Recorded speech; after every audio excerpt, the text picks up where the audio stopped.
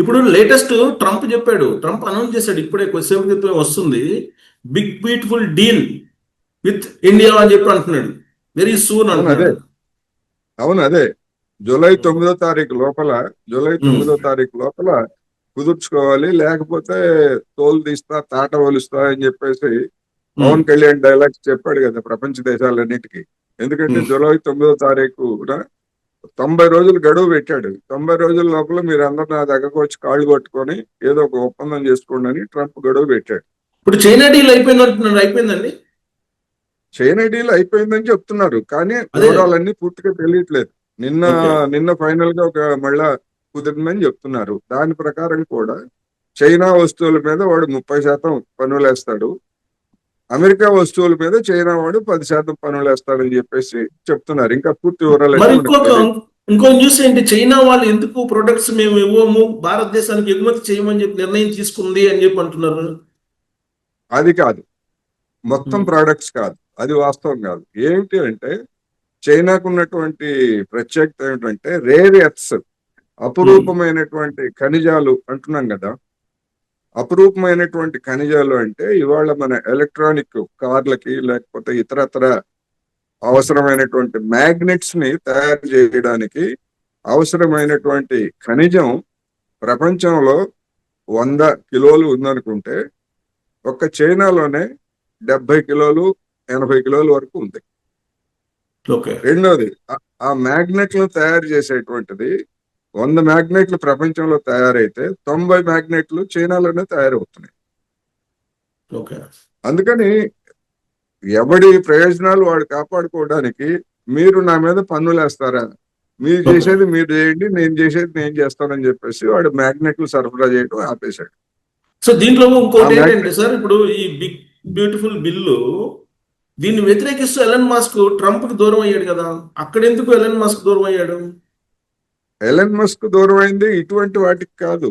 అక్కడ అసలు వాడి కారణం ఏమిటంటే వాడు మొత్తం అమెరికా మొత్తంలో ఈ పెట్రోల్ డీజిల్ కార్లు వీటన్నిటిని కూడా బ్యాన్ చేసేసి ఎలక్ట్రిక్ కార్లని మొత్తం విధిగా కొనుగోలు చేయాలి.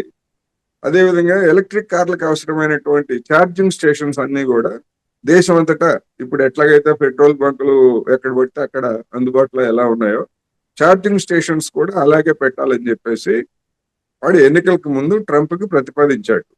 ప్రతిపాదిస్తే అరే ముందు ఎన్నికల్లో పనిచేయరు, తర్వాత మనం చూద్దాం, నువ్వు చెప్పినట్టుగానే పరిశీలిస్తానని చెప్పాడు. చెప్పిన తర్వాత గెలిచాడు, అయిపోయింది. వీడు దాని గురించి ఒత్తిడి చేస్తున్నాడు మస్క్. ఉమ్, కానీ మరి అక్కడ ఉన్నటువంటి జనరల్ మోటార్స్ కావచ్చు, లేదా ఇతర ప్రపంచ అనేకమైనటువంటి ఫోర్డ్ మోటార్స్ కావచ్చు, ఇవన్నీ పెద్ద పెద్ద కంపెనీలు ఉన్నాయి కదా. వాళ్ళందరూ కూడా ఎలక్ట్రానిక్ వెహికల్స్ చాలా తక్కువ, డీజిల్ మోటార్ పెట్రోల్ వెహికల్స్ ఎక్కువ. నువ్వెవడరా మొత్తం మా పరిశ్రమలన్నీ మూసేయించి ఎలన్ మస్క్ గాడికి నువ్వు చేస్తావా, నీ సంగతి తేలుస్తావని చెప్పేసి ట్రంప్ కు వార్నింగ్ ఇస్తే వీడు కుదరదు అబ్బాయి అని చెప్పేసి ట్రంప్ కి చెప్పాడు. కుదరకపోతే ఇంకా నీతో నాకు పని ఉందని చెప్పేసి వీడు రాజీనామా చేసి బయటకు వచ్చాడు. అది అంటే ఇతను జరిగింది. ఎలక్ట్రిక్ వెహికల్ టెస్లాకు గవర్నమెంట్ నుంచి వస్తే ప్రయోజనాలను కూడా కట్ చేసాడు, అందుకే దూరం అయిపోయాడు. అదే బిగ్ బ్యూటిఫుల్ బిల్ అనేది అని చెప్తూ అంటారు. అంతే కదా, అంతే. సబ్సిడీలు ఇస్తున్నాడు.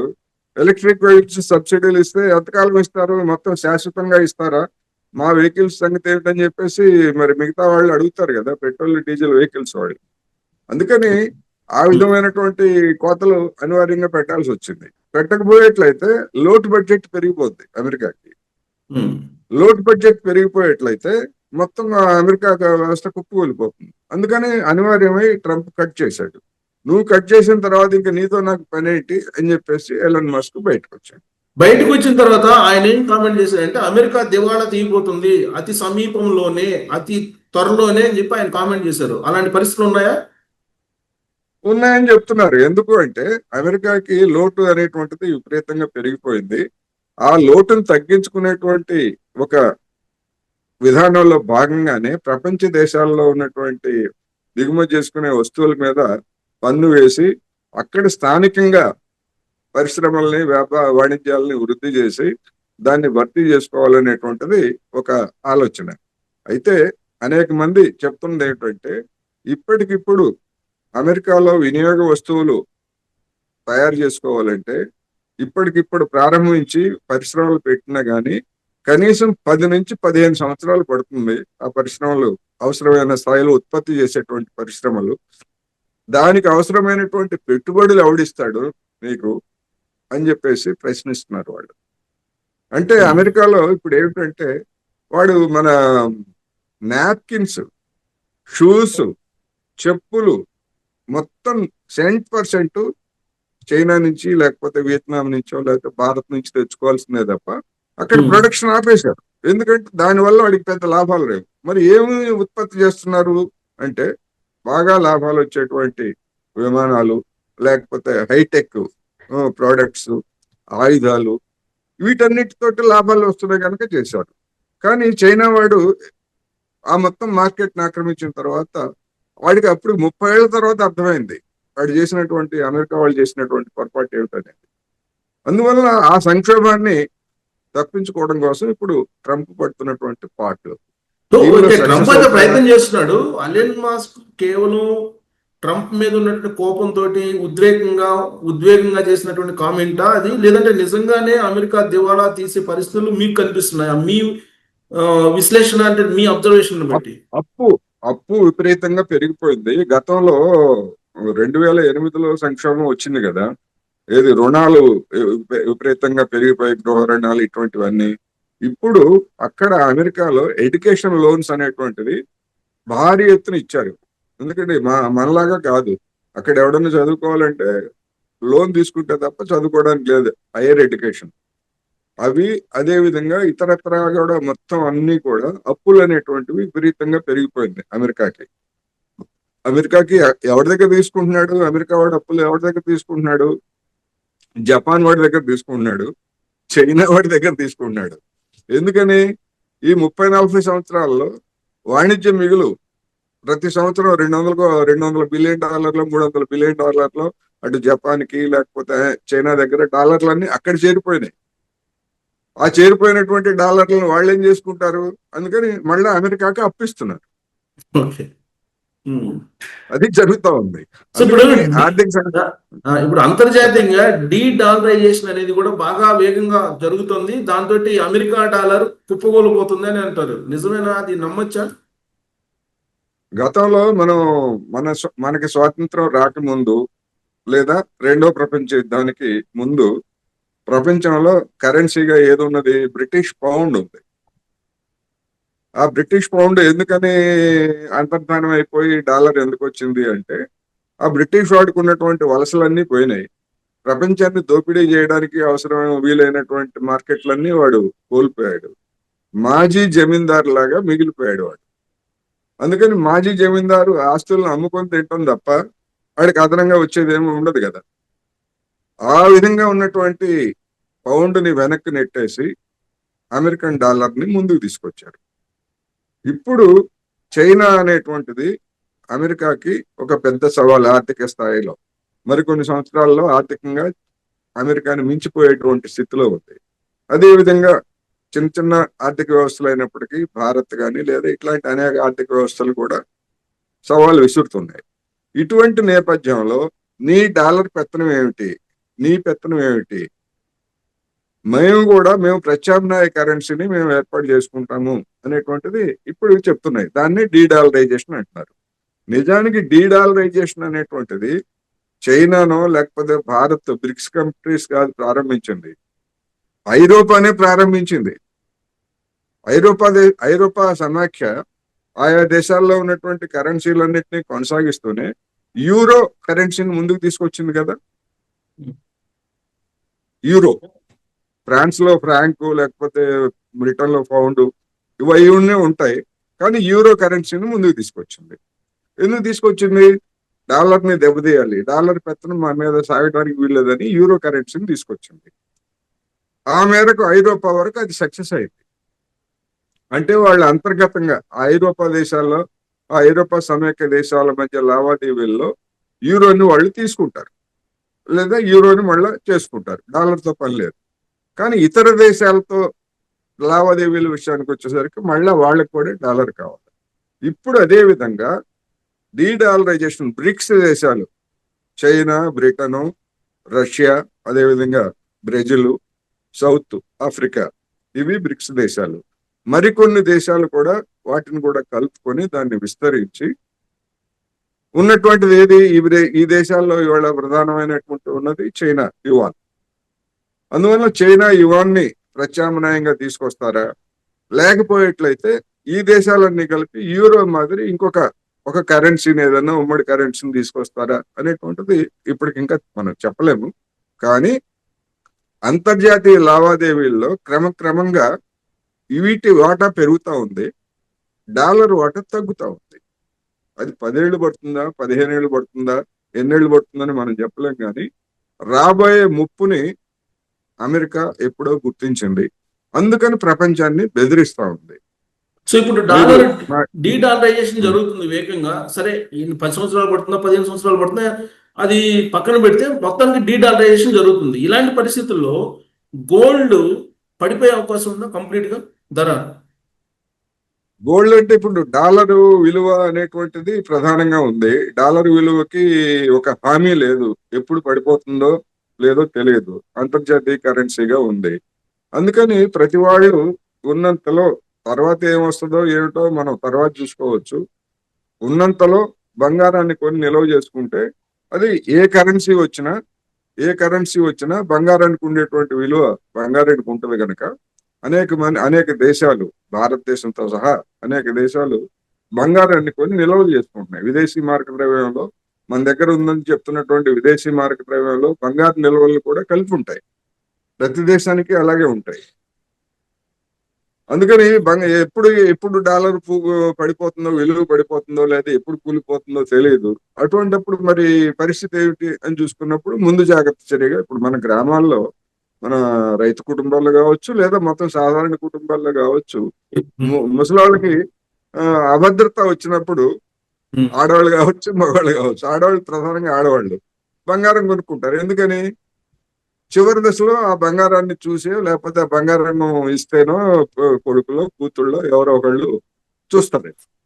అదే పరిస్థితి ప్రపంచానికి ఉంది ఇప్పుడు. ఆయా దేశాల ఆర్బీఐలేమో పోటీ పడి బంగారాన్ని కొనుగోలు చేస్తున్నాయి. మీరు అన్నట్టు డాలర్ కి సంబంధించి అనిశ్చితి ఉంది కాబట్టి, దాని మీద నమ్మకం లేదు కాబట్టి, ఈ ర్యాలీ కంటిన్యూ అవుతుందా, ఎక్కడైనా బ్రేక్ అవుతుందా? బ్రేక్ అయ్యేటువంటి అవకాశాలు ఇప్పటి వరకు అయితే కనపట్ల. మనం గడిచినటువంటి 30-40 సంవత్సరాల నుంచి మనం ట్రెండ్ని కనుక చూస్తే మధ్యలో పెరగొచ్చు, లేకపోతే కొద్దిగా తగ్గొచ్చు, ఏది డాలర్ని బట్టి లేదా ఇతరత్ర, అంతే తప్ప మొత్తం మీద పెరుగుదల ఉందా అంటే మొత్తం మీద పెరుగుదల ఉంది. అందువల్ల ఆ ధోరణి కొంతకాలం కొనసాగవచ్చు అనేటువంటిది ఆ ట్రెండ్ మనకి తెలియజేస్తా ఉంది. ట్రంప్ తీసుకునే నిర్ణయాలను బట్టి, డాలర్ బలహీనతను బట్టి బంగారం రేటు పెరుగుతూ ఉంటుంది అంటారు. డెఫినెట్ గా డాలర్ బలహీనం అవుతా ఉంది అంటే బంగారం రేటు పెరుగుతుంది. డాలర్ అనిశ్చితికి గురవుతా ఉందంటే బంగారం రేటు పెరుగుతుంది. ఇది మనకి గడిచినటువంటి 10 సంవత్సరాల్లో మనకు వెల్లడైనటువంటి ట్రెండ్. సో ఓవరాల్ గా అంతర్జాతీయంగా ఇప్పుడు ఇస్లామిక్ ఆర్మీ అంటున్నారు, అది వర్కౌట్ అయ్యే అవకాశం ఉందా? ఇస్లామిక్ ఆర్మీ, లేకపోతే క్రిస్టియన్ ఆర్మీ, లేకపోతే హిందూ వాహిని, ఇట్లాంటివన్నీ కూడా రాజకీయాల్లో భాగంగా ఓటు బ్యాంకు రాజకీయాలు, లేకపోతే అటువంటి చౌకబారు ట్రిక్స్ తప్ప కులాల మీద, మతాల పరంగా ఎలాంటి ఆర్మీలు తయారయ్యేటువంటి అవకాశం లేదు. అవి ఎక్కడ కూడా ఇంతవరకు ప్రపంచ చరిత్రలో ఎక్కడ అలాంటివి జయప్రదం కాలేదు. ఇప్పుడు కూడా అంతే, రాబోయే రోజుల్లో కూడా అంతే. సో ఇరాన్, మీ దృష్టిలో ఇరాన్ గెలిచింది అంటున్నారు ఇజ్రాయెల్ ఇరాన్ యుద్ధంలో, బట్ ఇరాన్ ఏకాకి అయిపోయింది అని అంటారు. ఇస్లామిక్ దేశాలు కూడా సపోర్ట్ చేయలేదు అని అంటారు. ఎందుకు అంటే వివిధ దేశాలు గడిచినటువంటి 30-40 సంవత్సరాల్లో వివిధ దేశాలతోటి అమెరికా అదిరించి బెదిరించి వాటన్నింటినీ కూడా దూరం చేసింది, తనకు దగ్గర చేసుకున్నది. అదేవిధంగా ఇరాన్ లేకపోతే ఇట్లాంటి వాటికి దూరం చేసింది. అందుకని అవన్నీ కూడా ఆయా దేశాలతో ఉన్నటువంటి సంబంధాలతోటి విడగొట్టుకొని వచ్చి ఇప్పటికిప్పుడు ఇరాన్ తోటి దాంతో చేతులు కలిపి ఒక ప్రాంతీయ యుద్ధం చేయడానికి ఎవరు సిద్ధంగా. ఎందుకు అంటే ఒక పశ్చిమాసియాలో ఉన్నటువంటి ఇస్లామిక్ దేశాలే కాదు, ఇప్పుడు 3.5 సంవత్సరాలుగా ఉక్రెయిన్ మీద రష్యా దాడి చేస్తూ ఉంటే మరి చుట్టుపక్కల ఉన్నటువంటి ఏ ఒక్క దేశం కూడా సైనికులను ఎందుకు పంపించట్లేదు? వాళ్ళకి కావాల్సినటువంటి ఆయుధాలు ఇస్తా ఉంది, లేకపోతే డబ్బు ఇస్తా ఉంది తప్ప సైనికులను ఎవరిని పంపించట్లేదు. ఎందుకంటే వాళ్ళకి తెలుసు మొత్తం ఐరోపాలో ఉన్నటువంటి ఆర్మీ ఎంత ఉందో రష్యా దగ్గర అంత ఆర్మీ ఉంది. ఓకే. ఐరోపాలో మొత్తంలో ఉన్నటువంటి ఆయుధాలు ఎన్ని ఉన్నాయో రష్యా దగ్గర అంతకంటే ఎక్కువ ఆయుధాలు ఉన్నాయి. అందుకని అటువంటి ఎక్కువ ఆయుధాలు ఉన్నటువంటి దేశంతో ఎవడన్నా తగాద పెట్టుకుంటాడంటే ఎవడు పెట్టుకోడు. కానీ ఇప్పుడు సుప్రీం లీడర్ ఇరాన్ కి ఖమేనీ ఉన్నాడు కదా, ఆయన్ని చంపేంత వరకు యుద్ధం జరిగిద్ది అన్నాడు ఇజ్రాయెల్ నేతన్యాహు. ట్రంప్ కూడా అదే అన్నాడు. మరి రష్యా సపోర్ట్ కారణంగానే ఇరాన్ కి డైరెక్ట్ గానో ఇండైరెక్ట్ గానో సపోర్ట్ ఉంది కాబట్టే వెనక్కి తగ్గిందా అమెరికా అలాగే ఇజ్రాయెల్? ఆ కారణంగా వెనక్కి తగ్గలేదు. ఇప్పుడు ఆ ఖమేనీ అనేటువంటి వాడు ఎక్కడున్నాడో వీళ్ళకి అంతుపట్టలేదు. ఎక్కడో సొరంగంలో ఉన్నాడు. అది చేతగాలేదు. అది చేతగాక మేము అసలు ఖమేనీని చంపుదాం అనుకోలేదు అని చెప్పేసి తర్వాత చెప్పారు. అది చేతగాకనే అంతమందిని సైనికాధికారులని లేకపోతే వాళ్ళందరినీ చంపిన వాళ్ళకి ఖమేనీని ఎందుకు చంపలేదంటే చేతగాక అబ్బాయి మనకు అటువంటి ఉద్దేశం లేదు అని చెప్పేసి చెప్తున్నారు అంతే. ఫైనల్ గా సార్, ఈ దేశాలకు సంబంధించి పాకిస్తాన్, ఇండియా అనుకోండి, లేదంటే ఇజ్రాయెల్, ఇరాన్ అనుకోండి, లేదంటే రష్యా, ఉక్రెయిన్ అనుకోండి, ఇవన్నీ కూడా ట్రంప్ తన నోబెల్ శాంతి బహుమతి కోసం క్రియేట్ చేసినటువంటి ఉద్రిక్తతలు కారణంగా వచ్చిన వార్స్ అనుకోవాలా, లేదంటే నిజంగానే ఆయా దేశాల మధ్య కొంత ఘర్షణ ఉండబట్టి వచ్చినాయి అనుకోవాలా? ట్రంప్ అనేటువంటి వాడు ఈ సంవత్సరం అధికారానికి వచ్చాడు. అంతకుముందు అధికారానికి వస్తాడో రాడో గెలుస్తాడో లేదో తెలియదు. మరి జో బైడెన్ హయాంలో యుద్ధాలు జరిగాయి, ఇదే ట్రంప్ హయాంలో అంతకుముందు యుద్ధాలు జరిగాయి. అమెరికా గడ్డ మీద ఏ అధ్యక్షుడు ఉన్నా ఎక్కడొక్కడ యుద్ధాలు జరుగుతూనే ఉన్నాయి కదా. అందుకని యుద్ధాలను సృష్టించడం, అమెరికాలో ఉన్నటువంటి ఆయుధ పరిశ్రమలకు లాభాలు తీసుకురావడం అనేటువంటిది అమెరికాలో సాగుతున్నటువంటి వ్యవహారం. అందుకని యుద్ధాలు వస్తున్నాయి తప్ప ట్రంప్ కాకపోతే ఇంకొక ఎల్లయ్య పుల్లయ్య ఎవడొచ్చినా గానీ ఈ యుద్ధం జరుగుతుంది. ఇక ఈ శాంతి బహుమతి ఇది ఏంటంటే ఇదొక పిచ్చ అంతే. ఓకే, అంతకుమించి వేరే ఏం లేదు. Thank you.